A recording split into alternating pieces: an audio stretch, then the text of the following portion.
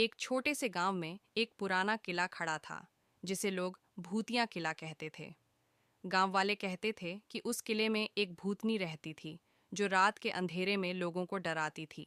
एक दिन गांव के एक साहसी लड़के अर्जुन ने ठान लिया कि वह इस रहस्यमयी किले की सच्चाई जानकर ही रहेगा। रात का समय था जब अर्जुन किले के पास पहुंचा। किले का दरवाजा क्रीक करता हुआ खुला, जैसे वह किसी को अंदर बुला रहा हो। अर्जुन ने डरते डरते कदम रखा और अंदर चला गया। जैसे ही वह अंदर पहुंचा, चारों ओर एक अजीब सी सर्दी महसूस हुई।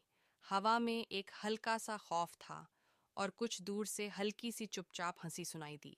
अर्जुन ने आगे बढ़ते हुए देखा कि किले की दीवारों पर पुराने खून के धब्बे थे। तभी अचानक एक बर्फीली ठंडी हवा आई और किले के अंदर की लाइटें झपकने लगीं। अर्जुन ने जैसे ही एक दरवाजे को खोला, सामने एक महिला की आकृति दिखाई दी। उसकी आंखों में एक अजीब सी चमक थी और वह धीमी आवाज में कह रही थी, तुम मेरे साथ क्यों आए हो? अर्जुन के दिल की धड़कन तेज हो गई, लेकिन उसने साहस नहीं खोया। उसने पूछा, तुम कौन हो? महिला ने जवाब दिया, मैं एक भूतनी हूँ जिसने इस किले में एक भयानक हत्या की थी और अब मेरी आत्मा यहाँ बंधी हुई है। अगर तुम मुझे मेरी मुक्ति नहीं दिलवाओगे तो यह किला कभी नहीं छोड़ेगा। अर्जुन ने डरते हुए उसकी बात मानी और रात भर उस महिला की कहानी सुनी।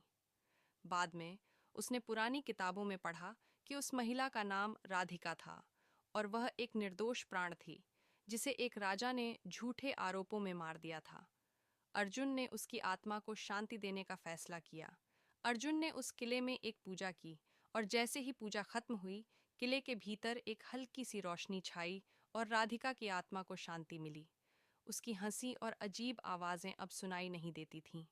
अर्जुन ने किले को छोड़ दिया और वह गांव वापस लौट आया। लेकिन एक बात हमेशा याद रखी, रात के अंधेरे में कभी भी किसी रहस्य को अनदेखा नहीं करना चाहिए।